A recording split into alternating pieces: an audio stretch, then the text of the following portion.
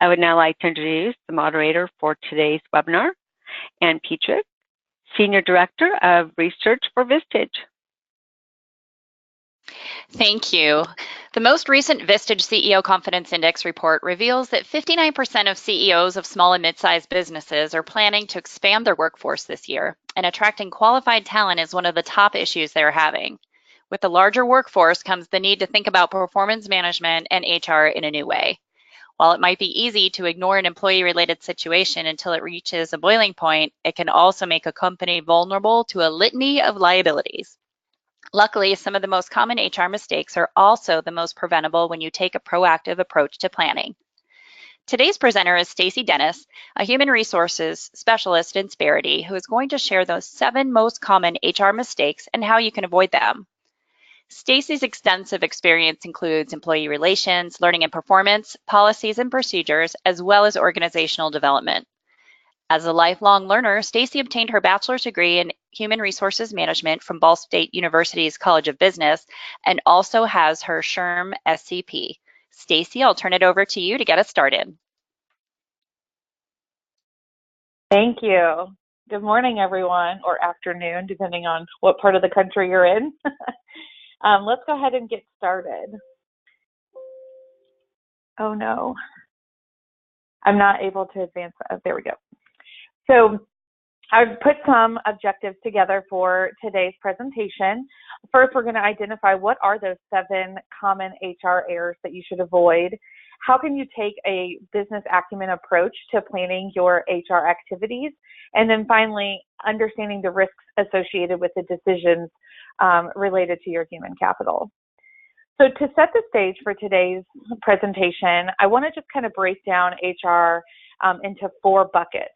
At the bottom of the screen, you'll see HR infrastructure there, and that includes your policies, handbooks, employee files, job descriptions, and performance appraisal systems.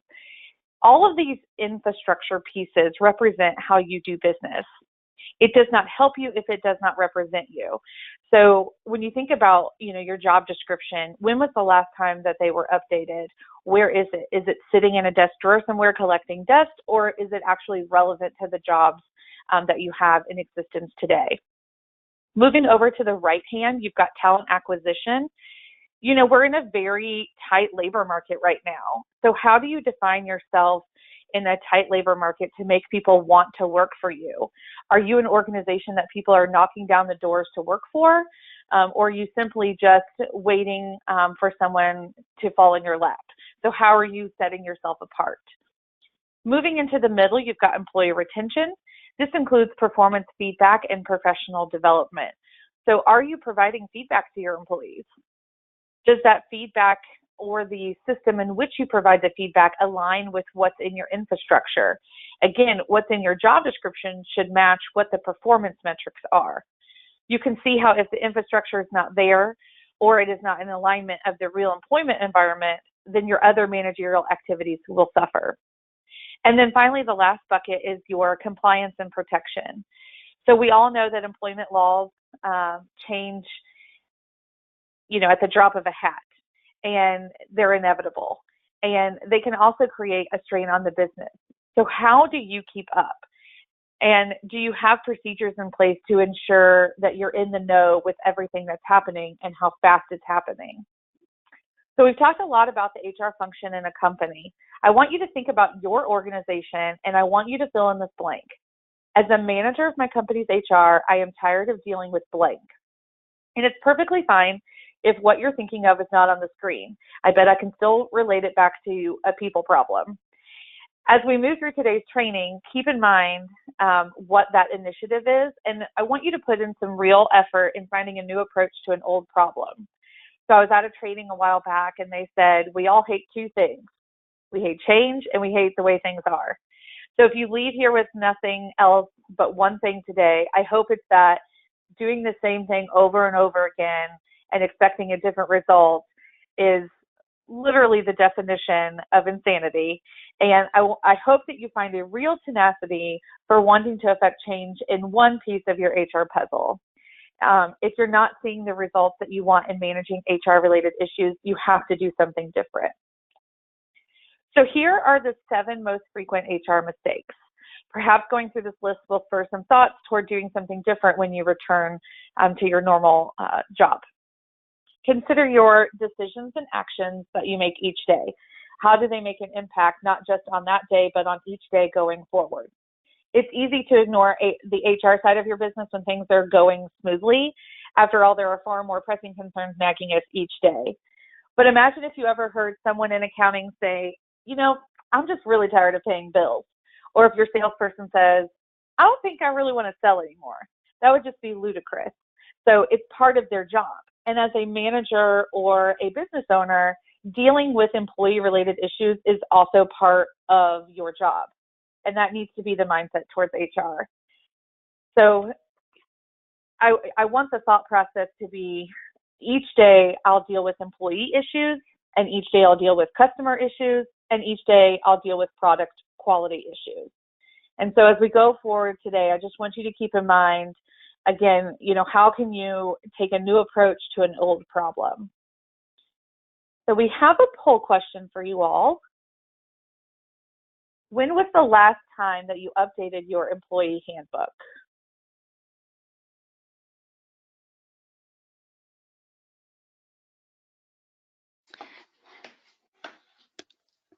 So we'll give you a few minutes to respond to this. So the options are less than 2 years ago, 2 to 5 years ago, more than 5 years ago, and what's an employee handbook? And if we can see the results, I see that the majority have updated your employee handbook in less than 2 years ago, 52%, which is fantastic. 28% reported 2 to 5 years ago. 20% report more than 5 years ago, and nobody said, what's an employee handbook? So that's great news for you, Stacey. That is very comforting to hear. So HR mistake number 1 is a lack of or an out-of-date employee handbook. So we recommend having an employee handbook reviewed every 2 years.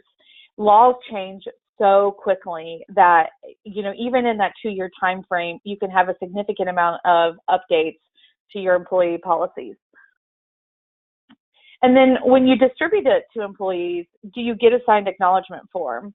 You know, I had a client ask me recently if they could take out the signed acknowledgement page of the employee handbook. And my question to my client was, well, how, if you're ever in a position where you need to defend that an employee was aware of a policy, how are you going to defend that you provided that employee handbook? So, you know, making sure that you have that signed acknowledgement form, and then keeping a record of the changes to the handbook, and then being able to demonstrate which version of the handbook that your employee signed is really best practice. You know, good intentions are not a good defense when it comes to HR. So what are some reasons for an employee handbook? It sounds like, you know, I've got a pretty good audience here of people who value an employee handbook. So, you know, I think you probably understand these, but some of the things you may not think about are it communicates the company's culture, mission, and values. So maybe you have a section in there on your benefit offerings. You know, I would recommend to keep it a very high level. So you may mention that you offer medical, dental, vision, 401k, or what have you, but the specifics on those plans should really be kept in the summary plan document outside of the handbook, but you can mention them at a high level. You may also have your paid vacation, your paid holidays. You know, maybe you have a paid family leave of absence policy that you could put in there. And then secondly, it establishes the direction of work relationships. So you may have an open door policy or, you know, customer relations policy. You know, maybe it's important for your employees to arrive at work on time so that other people can leave, like if you're in a shift environment or something. So it's important to put things in there.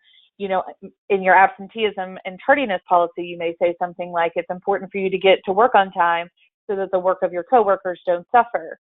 And then finally, it supports a positive environment. So, you know, going back to the open door policy, if you have an open door policy, that allows employees to express their ideas and concerns.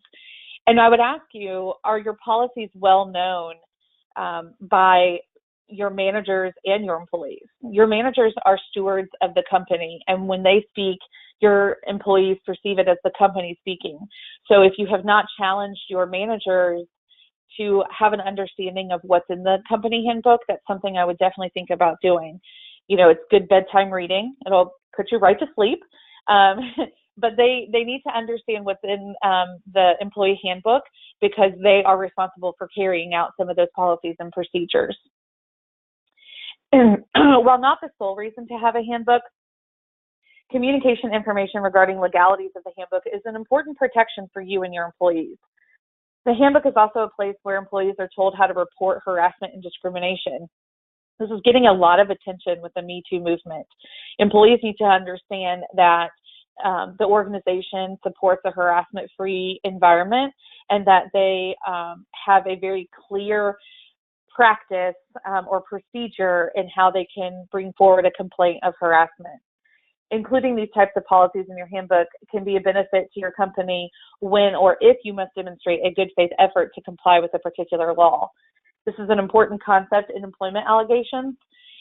Something may have gone wrong, but it was not by design. Having an employee handbook is not a get out of jail free card, but it certainly will provide a better defense to demonstrate that that was not the intent of your company. HR mistake number 2 is weak documentation for performance-based evaluations. Failure to recognize good employees for their contributions and to make poor performers aware of their deficiencies is a common management error. High-performing employees may cause you little stress, but it's still important to convey your appreciation. It only takes a few minutes to say, I really appreciated the way you handled that situation with a difficult customer. However, employees who are not achieving the necessary results must be told in a clear and concise manner that the standard of their work must increase. I see this a lot. Softening messages during evaluations of poor performing employees in an attempt to spare their feelings is really asking for trouble. People can't change when they're not aware that there is a problem. I was at dinner with a friend earlier this week, and she was talking about a new employee that had come in. I think he'd been there about 30 days, and he was coming in late. He was taking 2-hour lunches. He wasn't doing things that, necessarily provided value. And so the first question I asked her was, well, have you told him?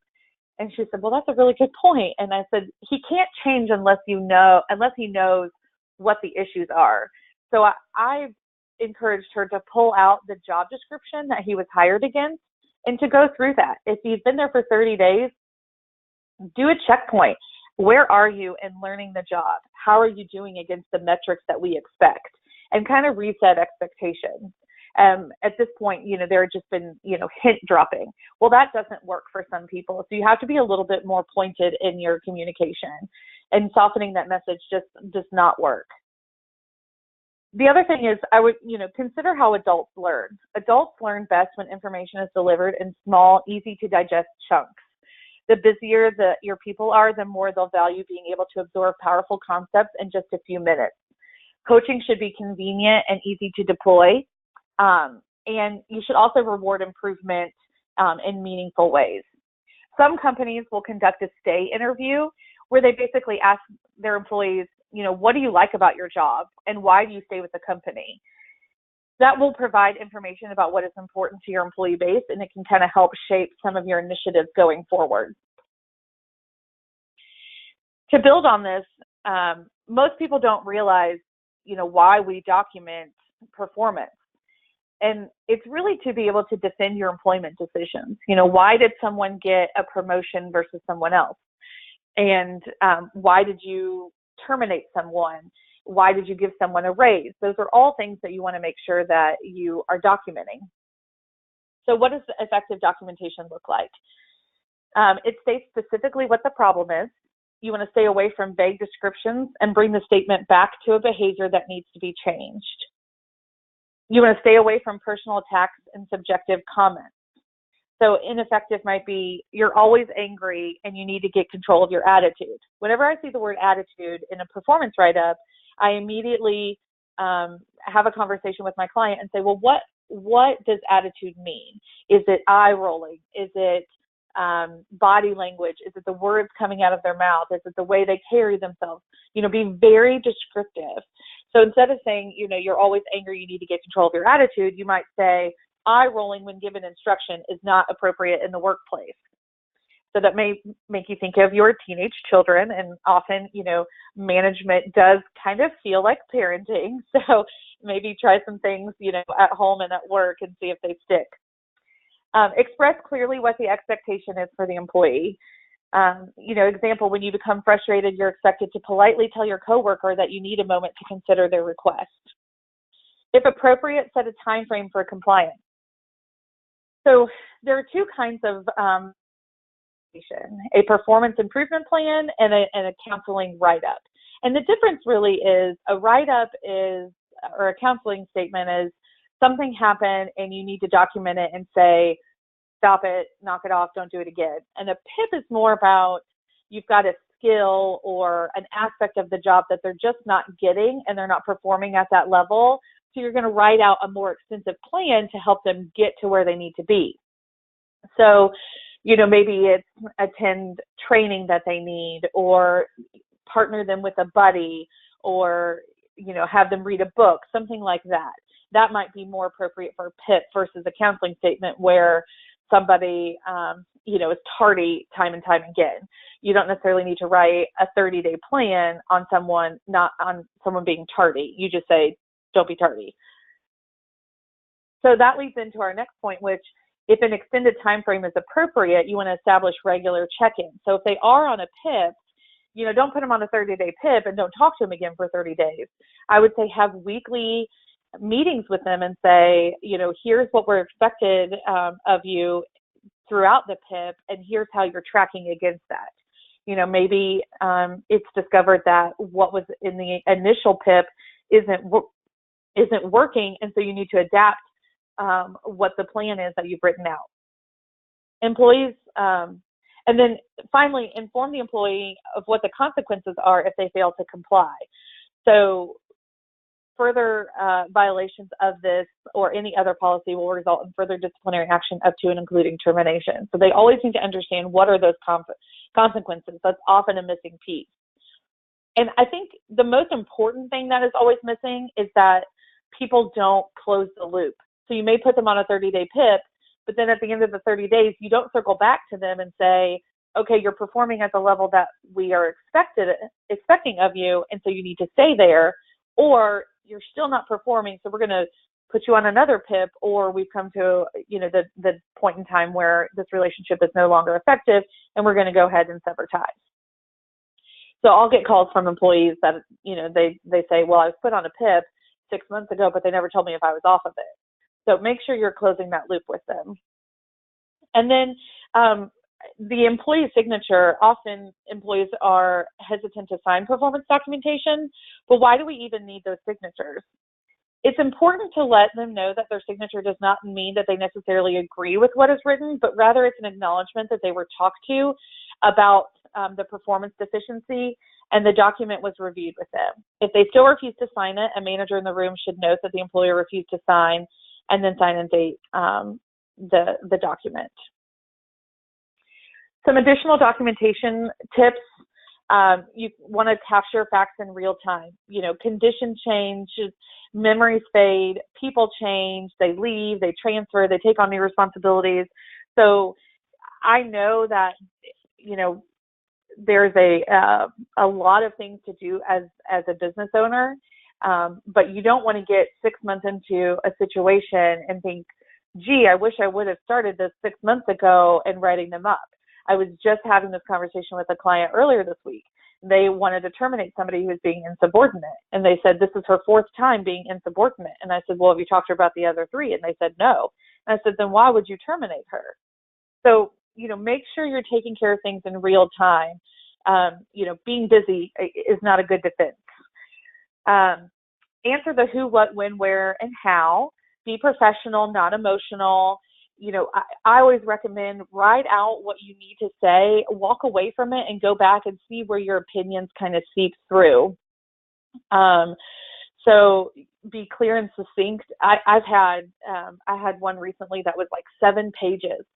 And I told her, I said, I know that you're trying to soften the message, and that's why this is getting so lengthy. And you can in the verbal communication, but in the documentation and what goes in the file and what is written down should be very succinct and clear. And you don't, there's 3 don'ts here. So you don't editorialize, don't assign blame, and don't guess. So you don't want to say things like, Jerry's never going to make it as an accountant.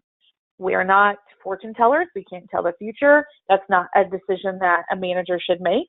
But what you can say are things that are fact, and they answer the who, what, when, where, and how. Another thing that I see a lot is making a record of shifting reasons. So, I wanted to fire the employee for performance, and then I decided it would be better to just lay him off instead. That may be a fact of what happened, but you don't need to document that. So just be careful of that too. And when you're thinking about your documentation, ask yourself, what would you be able to comfortably defend if you were put on a stand? And that's how, I kind of drive it when I'm talking to managers. If you were to be put on the stand and questioned about this, and that's what I told my client earlier this week, could you comfortably defend the decision you made to terminate this person without all of those other issues being brought to the forefront? Not all feedback is related to performance problems. Often employees encounter development opportunities that, if left untended, can turn into performance problems, but if addressed early on, they can be used as teaching moments. So delivering constructive criticism effectively can lead employees to recognize their problems and identify their own solutions. When you do that, employees are more likely to accept the solutions and commit to making positive changes going forward. If a powerful idea hits, then behaviors change. Here is one process that you may use. Imagine an employee who turned in an unsatisfactory report, and the manager's reaction is, I'll just have to do it myself. So you are going to have a meeting with your employee and introduce the general topic. So, for example, I want to discuss the XYZ report that you worked on this week. Explain why the issue is important. Example, as you know, the executive team expects to review the report on Friday at the monthly sales meeting. Therefore, it has to be accurate, thorough, and timely. You want to prompt the person to identify the problem that you have already identified rather than just telling him or her what is wrong. Example, did you have any difficulties completing your sections of the report?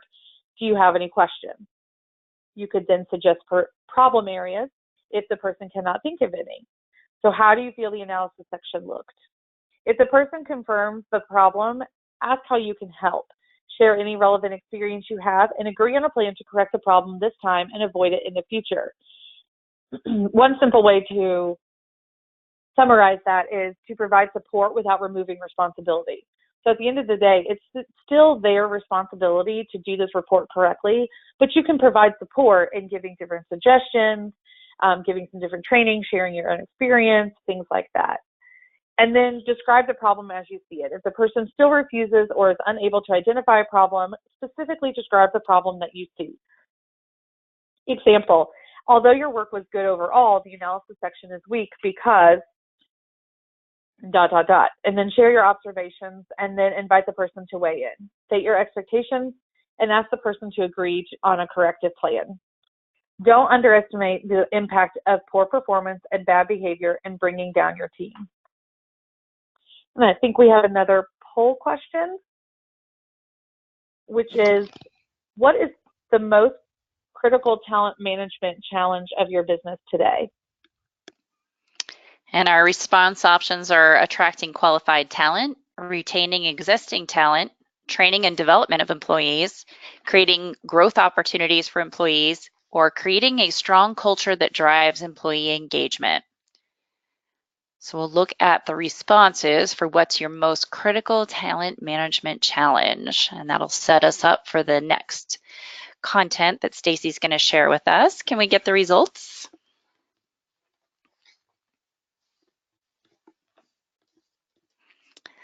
All right, so in the lead is attracting qualified talent, which is not a surprise. Our Vistage CEO Confidence Index showed that as well. Let's see, the second critical talent management challenge is creating a strong culture that drives employee engagement. Third is training and development of employees. Fourth is retaining existing talent. And last is creating growth opportunities for employees.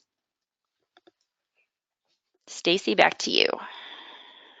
Thank you. Can you see my screen? Yes. Yes. Okay.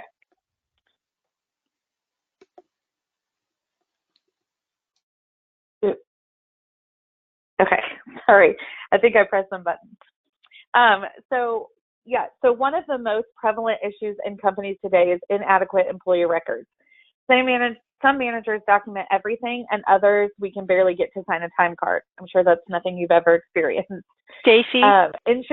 Yes? Stacey, sorry. We're actually seeing slide number 1. And it's not in presentation mode. Give me 1 second. I'm going to take it away from you, and I'll give it right back. Okay. And then we'll see. Go ahead and share your screen again.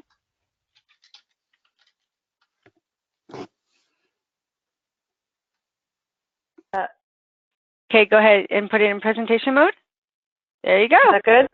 That's good. Okay, thank you. I think I was back one. So ensuring proper documentation is created and stored appropriately is time-consuming and often feels like a waste of time. So just like your smoke detector battery, if you check it all the time and you never have a fire, it kind of seems like a waste of time. But then when you do have a fire, you kind of see where I'm going with this. Remember that everything is discoverable and evaluate it to determine if it's something that you could comfortably defend in public. Documenting nothing is as bad. An absence of documentation gives way to someone else filling in the blank. So I often say, it's going to be the employee's narrative versus the company's. So you want to make sure that your narrative is all tightened up and you're able to support it. So there's no law that says an employer must keep an employee file, but there are laws that require retention of certain documents. And the easiest way to retain required documentation is to keep it in an employee file. But you will likely need more than one type of file for each employee. Your personnel files often become key evidence in an allegation or claim against the company. It's imperative that factual and accurate information is kept in all records. In general, personnel files should be limited to documents that are 1, related to employee performance, and 2, are position-related documents such as job descriptions, changes in pay, training, et cetera, et cetera. So, to wrap up, I would be remiss if I did not advise you to retain your records, especially if you were put on notice to preserve them. Altering or destroying records after being notified of a pending action is bad. And I think we have another poll question. I think this is the one that we launched before. Okay, thank you. So HR mistake number 4 is poor hiring and promotion decisions, which was definitely one of the top talent management challenges that you guys indicated. So you want to think about your job descriptions. I know we've talked a lot about that. They are a core fundamental piece of your HR processes. Are they well written? Do they exist for each position? Are they reviewed annually? When was the last time they were reviewed? Are they referenced each time the recruiting process is initiated? The job description is important in the recruiting process because it identifies job-specific skills and competencies and guides the interview in comparing the interviewee, in comparing the candidate to the attributes of the position. So if they're just in there having a conversation, at one of my prior companies, I would witness people interviewing and they would just chit chat basically for 30 minutes. And then afterwards I would say, well, what'd you think of that person? And they'd all just kind of shrug their shoulders and say, well, I kind of liked her, or I didn't. And there wasn't really any meat to the conversation. So I put in a structured interview process that gave very specific questions to ask so that they could compare apples to apples and have some more meaningful conversation.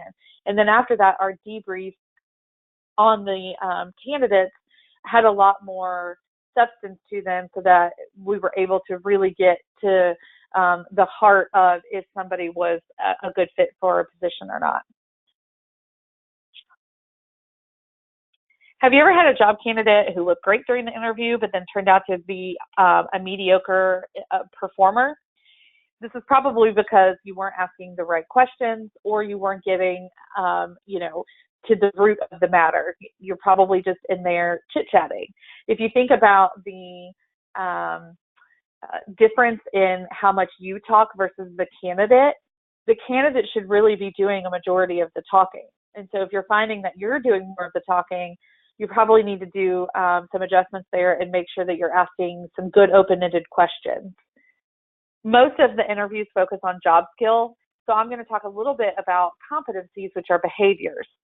So these are things like dependability, cooperation, problem solving. For supervisory positions, it might be achievement focused, planning and organizing, et cetera, et cetera. So you want to have interview questions focus on behavioral outcomes and not theory. So for example, let's say you have a position that needs customer service. You might ask, tell me about the most difficult customer situation you've experienced and how did you handle it? And listen for a very specific answer, or if they're having trouble, maybe redirect the question or have a second customer service question prepared. Another one might be adaptability. You could say, tell me about a time where you were under a great deal of pressure because of numerous demands competing for your time and attention, and how did you resolve the situation? Patience is a virtue when hiring. Fight the urge to hire the first suitable candidate. And then also, don't promote people for the wrong reason. Just because someone makes a really good individual contributor doesn't necessarily mean that they're going to be a good manager.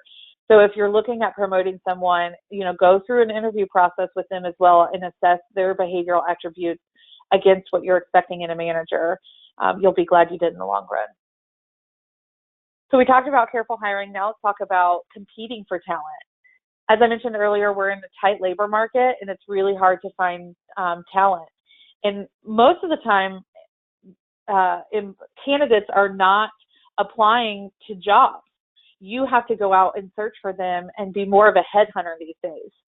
So I would think about your recruiting as a marketing plan. And, your employee is your target customer. What does that employee look like? Where are they? Where do you find them? How do you target them? Discover what incents that demographic. Maybe you're hiring a large student population fresh out of college. Maybe you want to consider flexible scheduling. If you've got, I know IT and web development and those sorts of things, that is a very tight labor market, and it has been for years, even in the recession. So what is it that's important to those people? Working remote, having the ability to work on their own device, flexible work schedule. Sometimes it's travel. Sometimes it's I never want to talk to a client. And sometimes, it's I just want to work by myself in a solo environment. So you kind of got to figure out what does that look like, and then how do you go and find those people. There are a lot of things that are changing with the application process. Several cities, counties, and states around the nation have passed what is called ban-the-box laws, and more are coming each year. What this is it prohibits employers from asking about applicants' criminal history before a certain point in the recruiting process. So you want to make sure that if any ban-the-box law is effective for the location in which you're recruiting, that you're not violating that. Another trend that we're seeing is that laws are being passed to prohibit asking about your salary history. So again, if you're a multi-state employer, you're going to want to make sure that as you reach different jurisdictions that you are complying with whatever laws exist within that jurisdiction. HR mistake number 5 is a disregard for training. Training comes in many shapes and sizes. And also there's various reasons for training. It's true that training starts on an employee's first day, even if you don't have a formal training program in place. Employees will learn based on their environment. So you want to ensure that you take charge of that and you really get a handle on how you're acclimating them to your environment. According to Forbes magazine, providing training to your staff increases employee engagement, and highly engaged employees are 38% more likely to have above average productivity. So when you think about, again, that onboarding for a new employee, how do the employees understand the organizational processes and practices? How do they know who to go to for what? Is there a buddy system? What expectations exist, and what are cultural norms?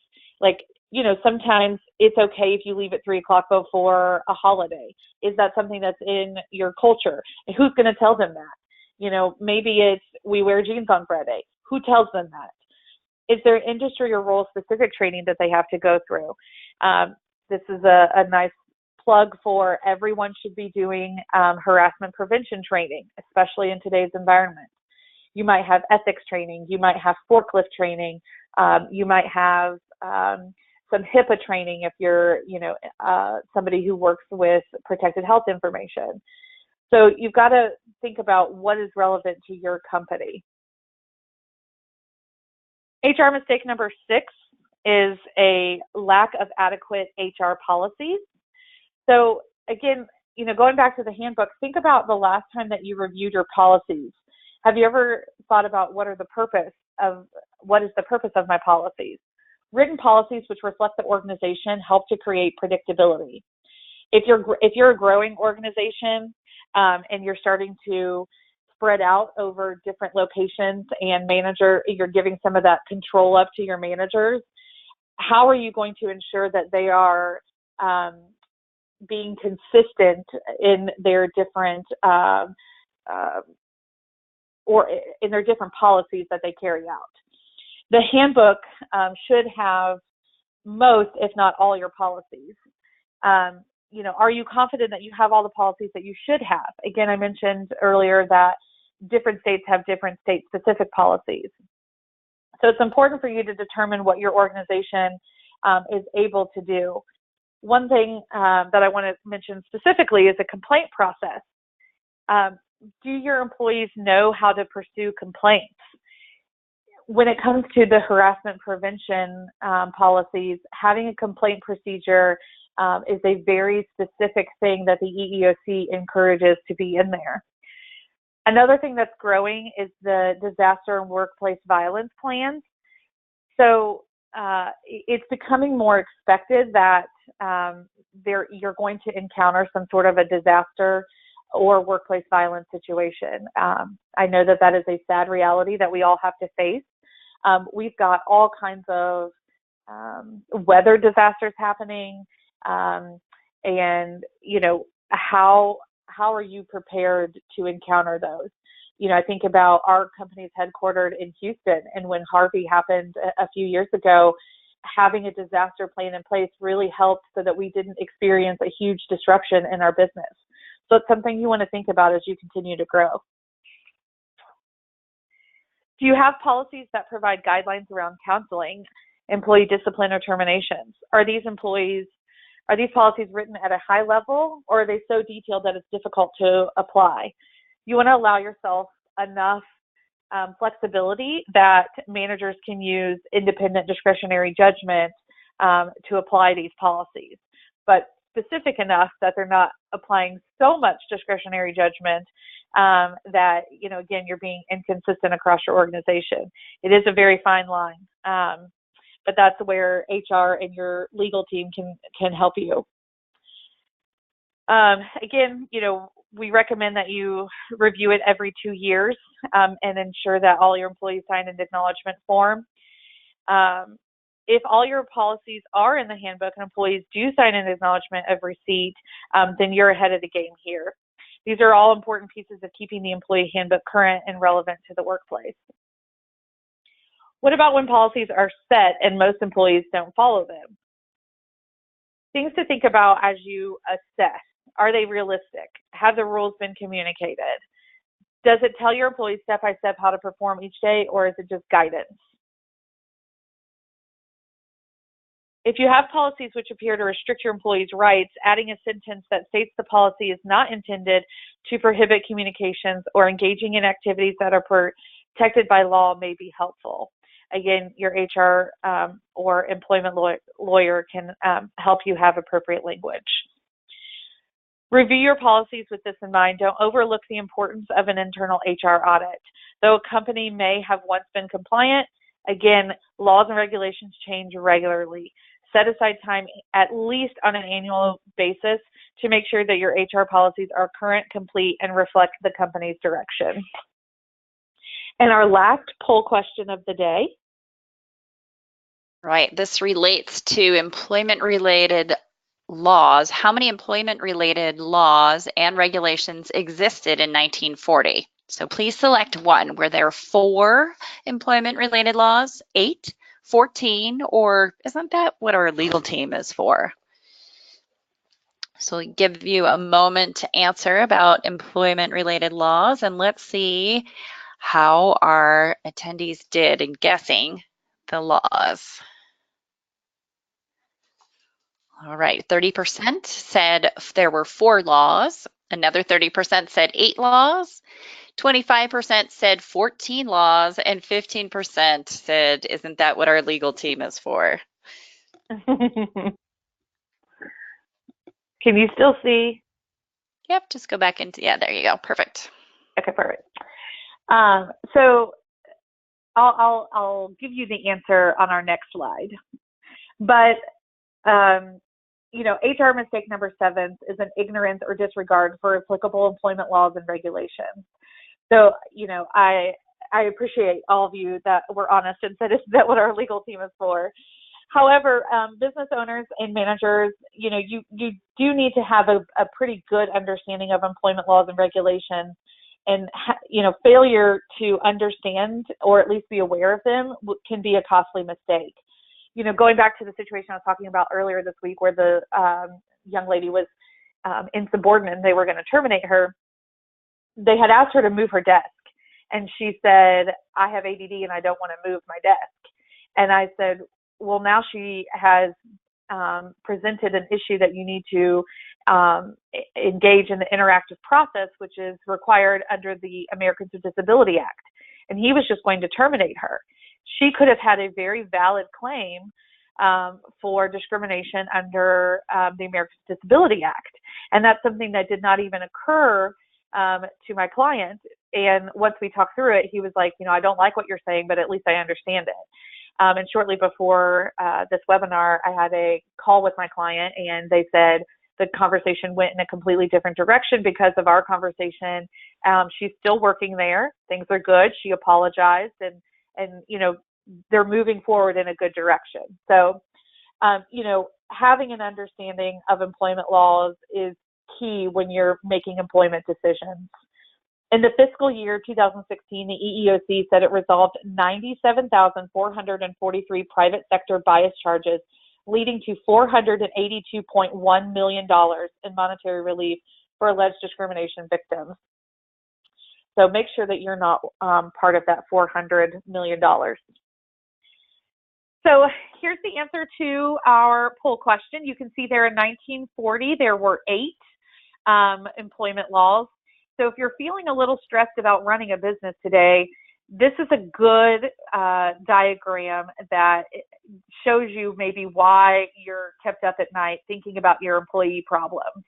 So, you know, it just grows more and more every day. One of the titles there under the today is local law. So they don't even list out all of the local jurisdiction laws that you may have to abide by. Even if you're somebody who's in California, bless your heart, you have a lot in California. So, and then you've got some within certain cities. So you've got San Francisco, you've got New York City. They have city-specific jurisdiction laws that you have to pay attention to. You know, again, I can't say this enough. It's important to just have a basic understanding of what these laws are to ensure that you're in compliance with them. These types of claims can become very expensive for employers, and most often they result from a classic case of, I just didn't know, or I thought that was okay.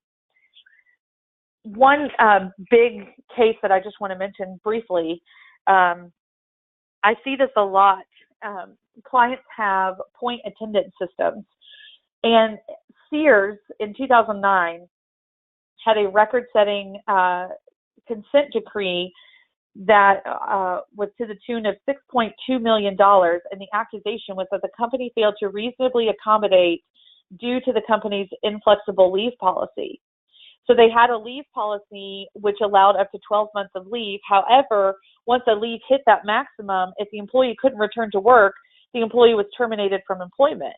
And that's what's commonly referred to as a no-fault leave policy. So again, I know that most of you probably run your business and you think that you should be able to make those decisions. And it's important just to understand that there are certain laws that protect the employees from making those decisions to just move straight to termination. So it's just a really good idea that before you terminate anyone to just kind of go over it with an HR professional or your employment attorney. Every day you navigate through laws when you perform management duties. When employment issues are brought to your attention, I want you to take the approach of avoiding a claim going to a regulatory agency. Prevention is the best practice. Once a claim is outside of your company, it can take on a life of its own. As I said earlier, it becomes your narrative against the claimant's narrative, and the burden of proof is on you to prove them wrong. So the leader at your company, use your authority to say, slow down, let's take a look at the facts, consider the environment and the long-term impact of any decision, and what are the risks. You have good business acumen as a business owner or a manager. That's why you're in that position. Use those same skills to scan the environment before making employment decisions. Make it a priority to develop and review policies, and just as important, require your team to be trained so they are more knowledgeable of the laws and how to manage the situations that they encounter within the law. And then we have some resources, and these are all available to you as handouts. The Insperity Guide to Compliance, the Insperity Guide to Managing Organizational Growth, and then an ebook on employment law, Are You Putting Your Business at Risk? And I have a few minutes left to take some questions. Great. Thank you so much, Stacey. So we have a few questions that were submitted in advance. And so I wanted to share the first one. One was, what is the best communication strategy when exiting an executive from the company? So as you've referenced, we have a lot of CEOs and leaders of small businesses who are participating in today's session. So really thinking about when they're exiting somebody who's an executive, how might they best handle that? So from a communication standpoint, being as transparent as you're able to be, I think is the best thing. Sometimes, I mentioned this earlier, it might just be right person, wrong job. So you can help them with their dignity by saying, we support them in their future endeavors and things like that. I think timeliness is another important thing. Don't let the rumor mill start before you're able to address the staff change. And then as far as the compliance part of it, I think it depends on the situation. I know a lot of people hate that answer, but it truly does depend on a lot. You may, consider doing a separation agreement, or it depends on why that executive is leaving.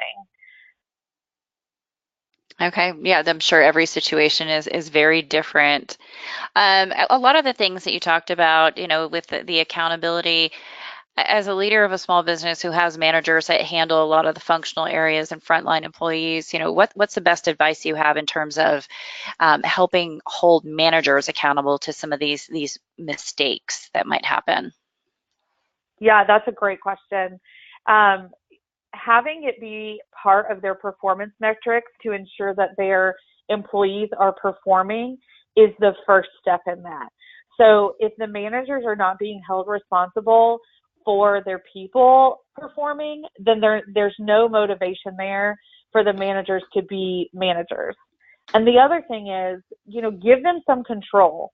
I've seen clients that they don't give managers any authority. So the managers are often confused. I'll go in there and do training and they say, well, you're telling us to do this, that, and the other, but my company is telling me that I don't have the authority to do that. So, look at, why are you giving this person a management title? Giving someone a management title often comes with an extra level of prestige and responsibility, and usually a pay increase. And it's because it comes with more responsibility. So train them to have appropriate authority and to carry out what your goals are for the year. Good. I like that, having the manager's performance metrics, like number of performance reviews complete or 100% completion expectations. I think that's a great tip. All right, we have time for one more question. We have someone who has several policies that they have a new hire sign, and she wants to know, could they just be put in the handbook and go over those in the handbook instead of all the individual policies that have to be signed? Then you have one signature for the handbook that includes the policies. Are there any legalities or any issues with that approach? So I'm going to say it depends again. For the most part, I'm going to say that's probably fine if you put it in the handbook. I know a couple years ago when California came out with California paid sick, that was something that we had the employees sign off individually. So if you're changing a policy or you're implementing a new one, I would say still probably get that individual signature. Also, if it's something that is, I'm going to say it has like more responsibility to it, maybe like a confidentiality agreement, and that's a binding contract that you want to have in place, you're probably going to want that separate. So that's something you'll want to talk about with your HR person or even your employment lawyer just to get a definitive answer, but it's certainly a possibility. Great, thank you so much. So I think that brings us to the end of our session today. In conclusion, I just want to thank you, Stacey, so much for sharing your expertise with us, and remind everyone that today's presentation, as well as some handouts, the resources that she mentioned, are in the handout section of your conference pane. And I want to invite you to join us for our next Fridays with Vistage webinar that'll focus on maximizing the value of your business, whether you're selling today or looking to sell in 10 years. So the title of that webinar is What Factors Maximize Business Value, and that will be held Friday, April 26th at this same time, 10 a.m. Pacific, 1 p.m. Eastern. And you can register for this session or any of our webinars at vistage.com/FWV. That's FWV as in Fridays with Vistage. So thank you for all who attended, and thank you for Stacey. Have a great weekend.